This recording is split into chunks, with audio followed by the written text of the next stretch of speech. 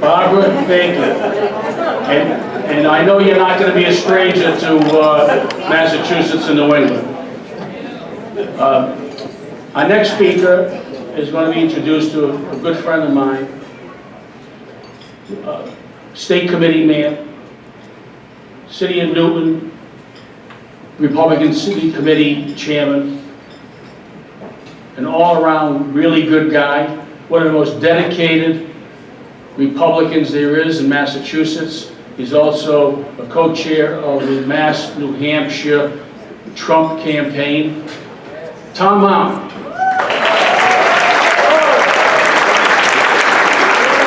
As is the custom, every 4 years, a necessary custom, this Thursday, November 7th, in Concord, New Hampshire, the Vice President of the United States, one Michael Pence, will be formally announcing at the Secretary of State of New Hampshire's office that Donald J. Trump is hereby a candidate for re-election for President of the United States of America.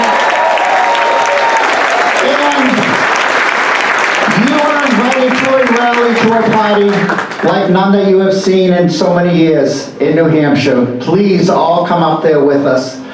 At the convention in 2016 in Cleveland, the Republican National Convention, just before Donald J. Trump was about to take his stand as the nominee for President of the United States, all of us Trump delegates were assembled. And I looked over and I saw a young man who was very quiet, but he was standing there. And I went up to him and I said, "Corey, were it not for you, none of us would be here today." And I will say that today, were it not for you, none of us would have made it this far. The President of the United States would not have been president. And as we go into the re-election year next year, Corey Lewandowski will be with us, will be with the President, will lead us to victory in 2020 without question.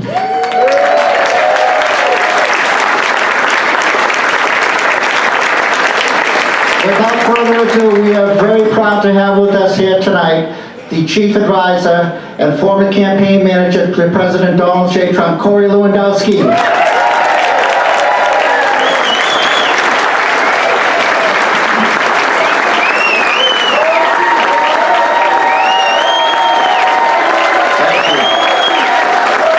Thank you guys so much.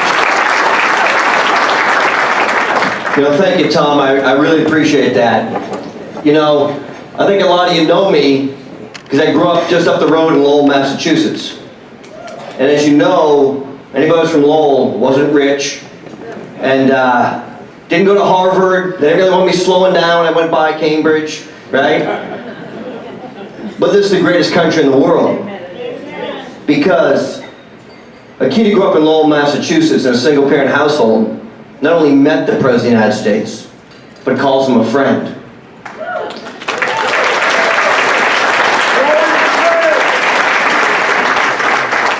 And I'll tell you, my relationship with the President is very humbling, because I've got 4 children. My oldest is 13 and my youngest is 8, and for the last 5 years, my entire life has basically revolved around Donald John Trump, like all of us, I think. But the reason that so many people stay loyal to this president is because of what he does for me and my family and for the American people. And let me just impress upon you some of those things. I spent a lot of time traveling on the campaign trail with the president, a lot of time away from my family, my home. And without fail, he would say, "Hey, Corey, do you want me to call your wife and tell her you're doing a great job?" I'd say, "No, sir, I just want to work." And I remember we had been on the road for 72 days straight. I hadn't been back home. It's a long time. And it got tough for a while because he has a different gear than every other person, right? He doesn't sleep, ever. I'm a guy who works pretty hard at the gym and tries to work hard. And I remember we're running through the campaign. I've been on the team for, 16, 17 months, and this guy just keeps going and grinding and grinding and grinding. And we were flying in one spot from Wisconsin to another spot in Wisconsin. I had walking pneumonia, hadn't slept in like 6 days. And I had about 15 Monsters in me, energy drinks. I put my head down in the airplane, I put my hand on my head, And he looked back and he says, "Hey, Court, if you can't take it, we'll get somebody else." And I said, "Sir, I hadn't slept in like a week." But you know, it's amazing what his work ethic is. How hard he works. And he didn't need this life. And, you know, there's not a holiday or major event that goes by that he doesn't pick up the phone and give me a call. And, you know, it's kind of strange because I think my kids are a little spoiled about it. Because last Thanksgiving we were sitting around the dining room table and we were playing cards. It was me and my mom and my wife and the kids, and the phone rang, and I looked down and it said Donald J. Trump on it. And I said, "Yes, sir." And he said, "Corey, just wanted to call and say Happy Thanksgiving." And I said, "Thank you, Mr. President." He said, "Are your kids home?" I said, "Yes, they are." He said, "Well, could you put me on speakerphone? I'd like to talk to them." And I said, "Yes, sir, I can do that." And so I put him on speakerphone, I called the kids in. And if you don't think it's humbling to have the President of the United States say the following words, you don't understand. He said, "Hey guys, I just want to say Happy Thanksgiving. And if it wasn't for your dad, I wouldn't be the President of the United States." And I'll tell you something.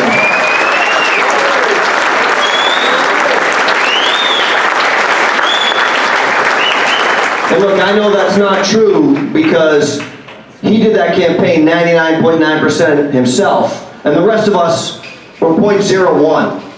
He filled those stadiums by himself. He grinded it out. He beat Crooked H because she forgot where most of the places were. But let me say something. You know, I've had so many privileges over the last 5 years I can't even begin to tell you. But as much as I love that man, he is brutal on me sometimes. He's tough. And I'll tell you, back in February of this year, there was some chaos at the White House. I don't remember what it was. But the White House called me up and said, "Corey, can you go on TV this Friday night?" And I remember it so vividly. And I did the gauntlet. I did MSNBC, I did CNN, and I did Fox all on a Friday night.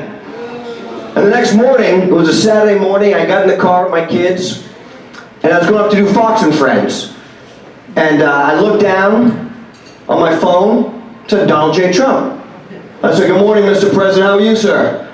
He said, "Corey, Melania watched you on TV last night. She said you were fantastic." And I go, "Wow, thank you, sir. That's so to tell the First Lady I'm so privileged. Thank you." He goes, "I watched you. You sucked." Grandma walked all over you. You were weak. What is wrong with you, Lewandowski?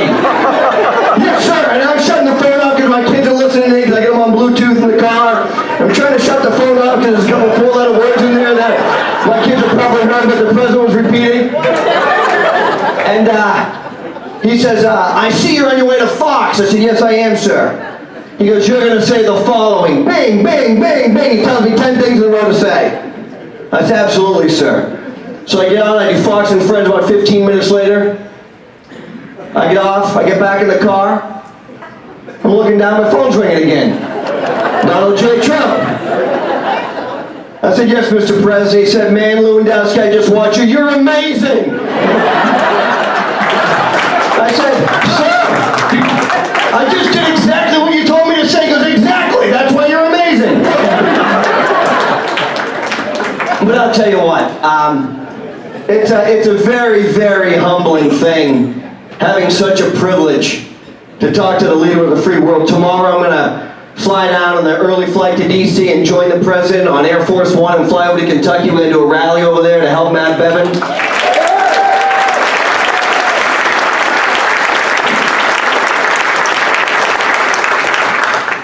And I remember, you know, the first time being on Air Force One, because who wouldn't, right? I mean, you want to talk about special. I mean, Trump Force One, that big, beautiful 757 was nice, but this is Air Force One. And on the plane, nobody comes by and says, "Sir, your chair is 2 inches reclined. We're about to land." You do whatever the hell you want on Air Force One, right? They don't care. You can have your computer open. You can be talking on the phone. You do whatever you want on Air Force One, basically. And I remember I get to make a phone call. Because you get this little phone, you just pick it up, and some guy picks up and says, "Who do you want to call?" And it goes through the White House Situation Room, which is really freaking cool, right? So I said, hey, I want to call my mom. Because if it wasn't for her, I wouldn't be where I am. Being in a single-parent household in Lowell, Massachusetts. Because she fought for me when I didn't even know she was doing it. And making that phone call on Air Force One to my mom was so special. And the president was up in New Hampshire in August. And they parked that big, beautiful plane at the Manchester airport. And they called me and said, Corey, why don't you bring your family up onto Air Force One to see the president and make sure your mom comes. And so I got to take my entire family up on Air Force One to spend time with the president. My 4 kids, my 3 boys, my wife, my mom, we all went up. And I get this amazing picture that I'm going to have, and my boy will have. He's 10 years old. And the president's reaching over onto his shoulder, and his 8-year-old brother standing behind him. My wife's in the background, and his eyes are like saucers, just looking up. And the president has his arm on my boy's shoulder. And it's those special moments that I think about when I get to go on TV and fight for this president the way I know how, the best way I know how. Because that's what I do. But don't forget, we've seen these clowns in Washington, right? Anybody see my testimony in front of the House Committee?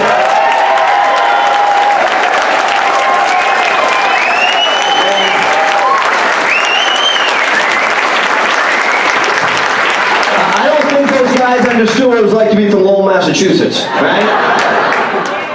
I don't think they realized, right? Not just am I a fighter verbally, I love to fight. What you do when you grow up in Lowell, right? You fight. We have Mickey Ward, he's a pretty badass fighter. We have a lot of good fighters.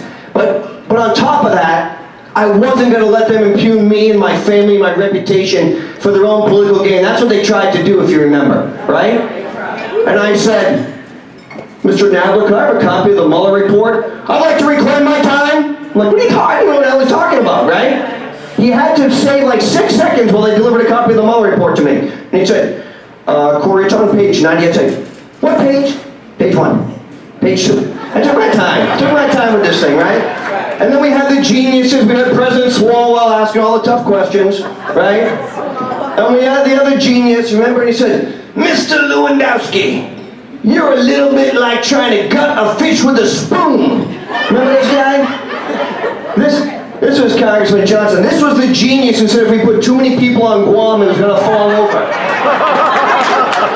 I mean, these are literally the people that are serving you in Washington, D.C. I don't make this up, right? This is literally them. And it's amazing how stupid these people really are. But that's why we do this in front of the cameras. Because the American people have to see it. And this impeachment charade that they're talking about right now, let's put that in front of the cameras. Let's bring those people so the American people can see what's really going on.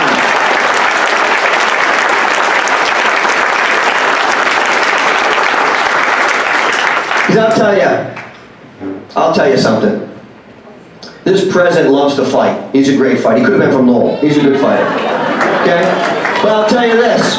When you put this impeachment hearing in front of the American people, over a telephone call which nothing was said, we've all read the transcript, nothing wrong. Don't forget, this was collusion, collusion, collusion, obstruction, obstruction, obstruction, and now it's impeachment, impeachment, impeachment, run by little Adam full of shit, right? I mean, this is just crazy. But let me tell you, if you think the members of Congress are bad, has anybody ever turned on the news? Look at CNN. I mean, it's literally, they have a lower approval rating than members of Congress who rate themselves. And that's about a 7. And so, I'll tell you a couple quick stories, just real quick. We all remember election night. Anyone remember that 2016 election night?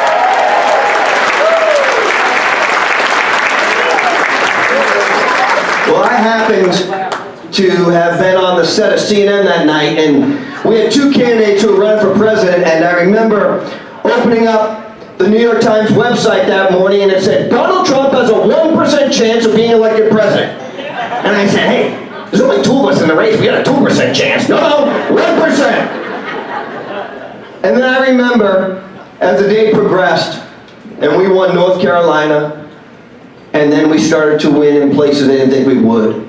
We won Florida by 113,000 votes, and here's what they said on CNN. We can't call the race yet. There are 6 votes remaining in Miami-Dade County. I said, but we're up 113. I know I went to UMass, but I can still add. I said, no, we have to wait till 3 a.m. I said, holy shit, okay.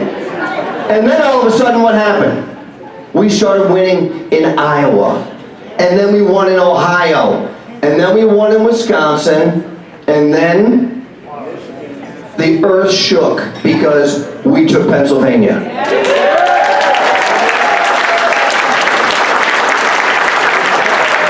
And if you remember, and I remember vividly, Donald Trump was in Trump Tower, and Crooked H was literally across the street in the Peninsula Hotel. She had her fireworks ready to blow through the glass ceiling, right?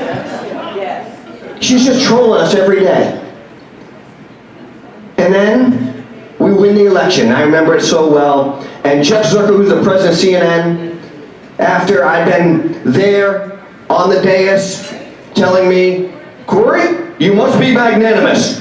And I said, yeah, no fucking way. Okay? Just so we're clear. We won, and I'm not going to be magnanimous at all. So I walked off the set and I quit CNN that night, never to return. And the guys who were with me, if you remember, Van Jones was there and David Axelrod, and they said, there are people who were so afraid that Donald Trump was just got elected. Their parents are going to be taken away from them because they're in the country illegally. And I turned to Van Jones and I said, is Hillary Clinton going to make a concession speech tonight? And he said, well, she's tired. I said, well, thank God she's not the president. She's tired after just losing an election. And it was so crazy, the double standard all of a sudden. Because remember, the media for weeks said, if Donald Trump doesn't win, he will not accept the election results. 3 years later, 1 year to the day of the next election is today. 1 year to the day, and Crooked H has still not accepted the election results. Remember that. So, we finish on CNN like 4 o'clock in the morning, and I get in, I go down to my hotel, grab my stuff, jump on the first plane, I fly to New York City. In the same clothes I've been in for about 40 hours, didn't have a hotel room, landed at LaGuardia, go up to the Upper West Side, and I stayed in some hotel, some dump that I had been to before, and I said, hey, is my room ready? They said, be ready at 4 p.m. It was like 7 a.m. That's a long time in the same clothes. So I went downstairs to the gym, which I'd used in the past, and like so many other times in my life, I looked down and my cell phone was ringing. You know who it was? Donald J. Trump. But this time I didn't say, sir. I answered the phone, I said, yes, Mr. President.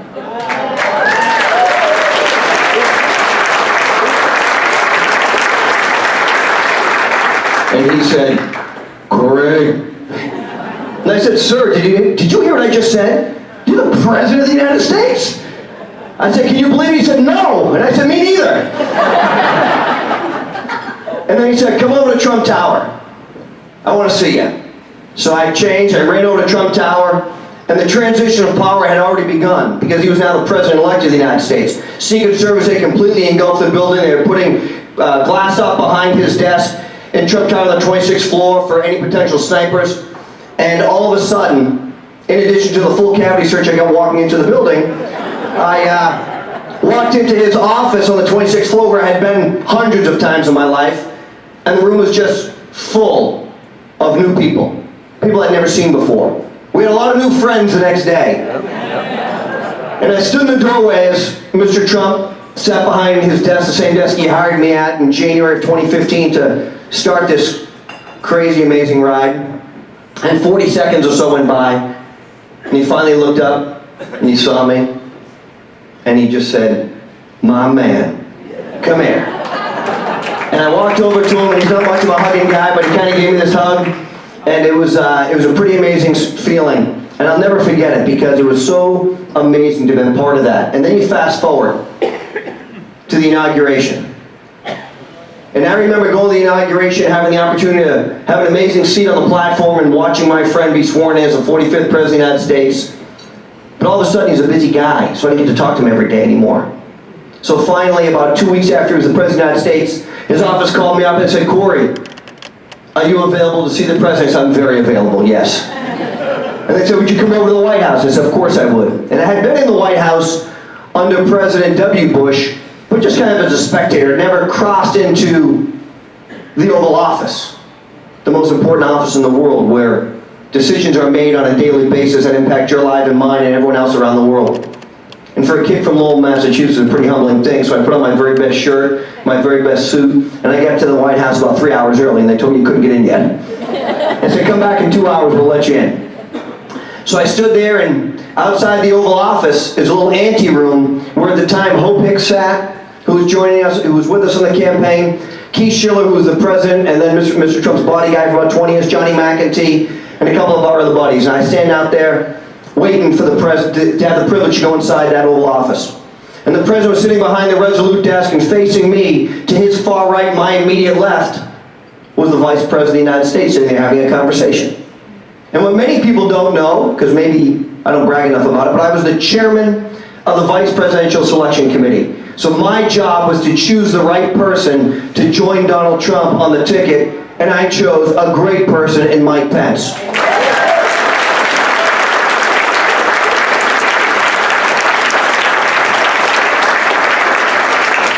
And so I stood there talking to my friends outside the Oval Office, having never crossed that magical line that brings you into the most powerful room in the world. And I stood there as the president continued his conversation with the vice president. Finally, the president looked up, and he said, hey, Lewandowski, get in here. And that wasn't exactly what I was hoping for, right? It was like somebody was going to call me in. It was very good. So I walk into the room, and the vice president stands from his chair. And the president turns to him and he says, hey, Mike, do you know who that is? And the vice president says, sure, that's Corey. And the president says to him a second time, hey, Mike, do you know who that is? And the vice president says, yeah, sure, it's Corey Lewandowski, I know exactly who that is. And the president says, no, Mike, he's the man who said you could become the vice president of the United States. And I said, well, sir, I think 63 million people actually said that, but I appreciate it. So then the vice president turned to me and he said, Corey, would you take my chair? And I said, Mr. Vice President, I cannot do that, I'm sorry. I'll sit next to you. And so I sat to the Vice President's right, directly center with the President of the United States. He was to my left, and the President called in Hope Hicks, and she came and sat to my right. So Hope sat to my right, I was in the middle, the Vice President to my left, talking to the President of the United States, and we reminisced about the campaign for maybe 30 or 45 minutes. Then the Vice President turned to me again. He said, Corey, can you do me a favor? And I said, Mr. Vice President, I'll do anything you ask me. He said, I have to give a speech tonight. It's going to be a big speech. And I want to know if you'll bow your head right now and pray with me. And I've never been in the Oval Office, so I don't know if this is what happens every meeting. But it's a very humbling thing. So the President, the President, myself, Hope, bowed our heads. As the Vice President asked for the strength of God to go and represent our country to the best visibility as he gave this speech, because the Vice President is a very religious man. And it was a true honor to sit there and listen to him ask for strength from God so that he represented the greatest country in the world in the speech he was about to give. And after he was finished asking for God's help, he raised his head. I said, amen. The President said, amen. And Mike stood, the Vice President stood, the President stood, and the President looked at him and said, hey, Mike, don't screw this thing up. And Mike walked out of the room. And I tell you that because we have such a great team in the President and the Vice President. I don't need to tell you about the $9 trillion in stock market value that's been created since election day. I don't need to tell you about the lowest unemployment in 50 years, the lowest ever recorded for African Americans, Hispanic Americans, Asian Americans, and women. I don't need to tell you about that. I don't need to tell you that more people are working today than any time in our nation's history. I don't need to remind you that the President had made campaign promises which he's fulfilling every day, including bringing our men and women who wear the uniform home so they're safe.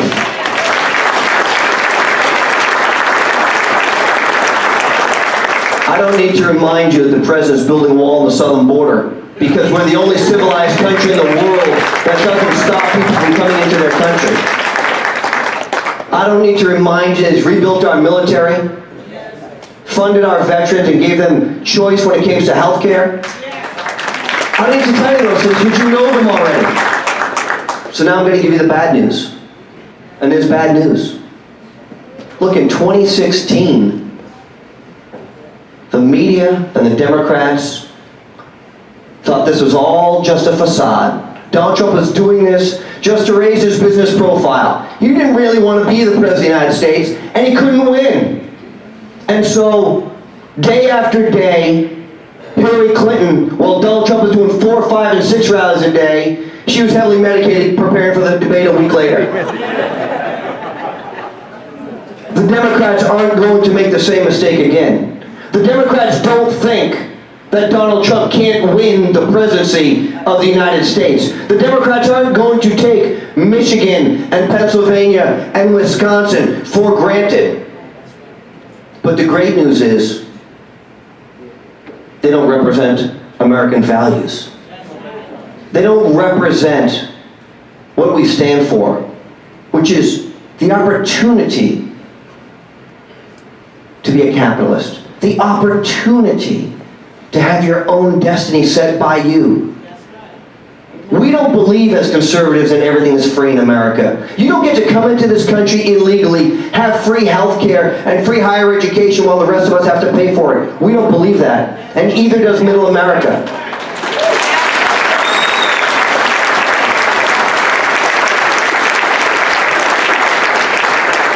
So I'll tell you what, they're motivated. But we have an amazing candidate. We have a candidate who refuses to stop working, who fights back, and I think more than anything, because we are the greatest country in the history of civilization, the American people love fighters. They love the fact that Donald Trump pushes back and calls out the liars every day, because that's what we have done since our inception, since our forefathers. When we wanted to stand up and make our own country, started right here in Massachusetts. And we have to remember something special. This election, 1 year from today, it's not about me or you in this room. It's just not. We're going to do just fine, even if socialism takes over. But our children and our grandchildren is what we need to get up and fight for every single day. And you have to do more. If that means more phone calls, more money, more door knocks, more efforts, more voter registration. Look, I fight the way I know best, which is on TV, against the dishonest media every single day. The president wakes up every single day and he turns to his body guy, Nick Luna, and he says, who are we fighting for today? Every single day. He never backs down. He never takes a day off. I'm not asking you to do anything the president isn't doing himself, or I'm not doing. I'm just asking you to do your share. And if you can't do your share, then don't blame somebody if we lose. Because the Democrats are motivated. They're very motivated. They think they can take back Texas, cannot do. Donald Trump received 6% of the African American vote in the 2016 election. Today, because of criminal justice reform and economic security for every person in this country, he's receiving 15% of the black vote. That doesn't sound like a lot. That's an amazing number.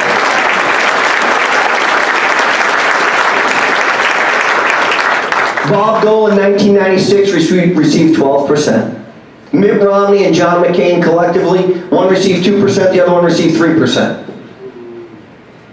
So don't ever underestimate what he's been able to do in the first 3 years of this administration.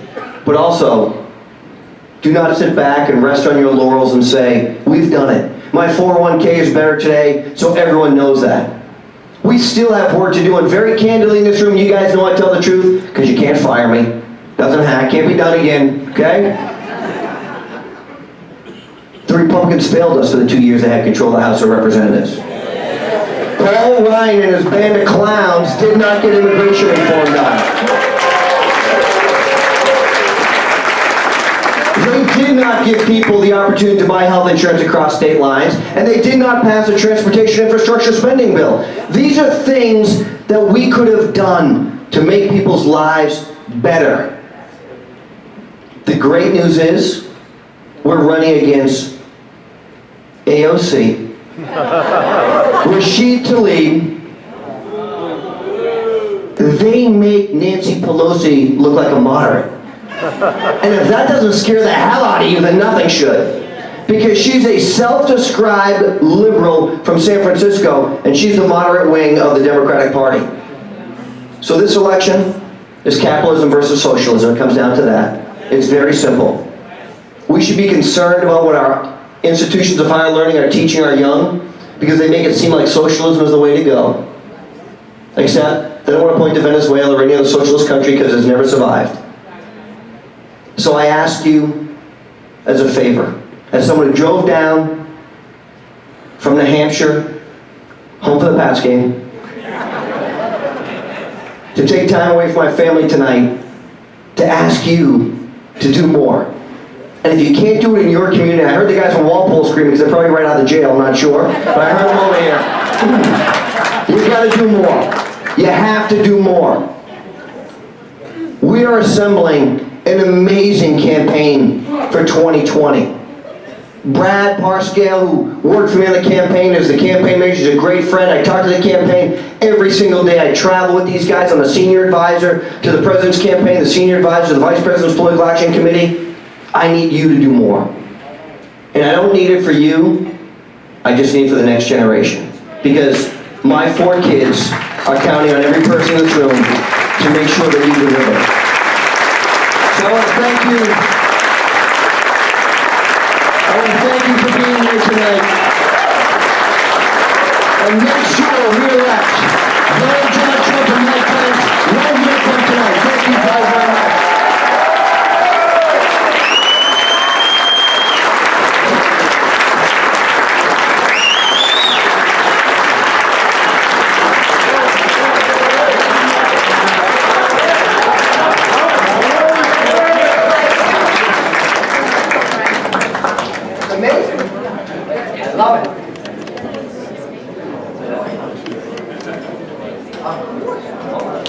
I may not be able to fit my jacket if I eat this thing.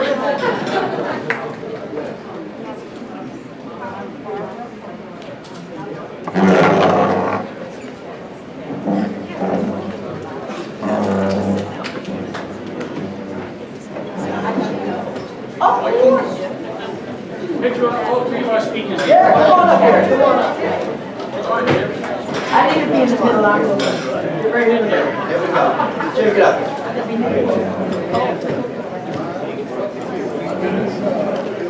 Hey, can we turn around? Come on, Rich.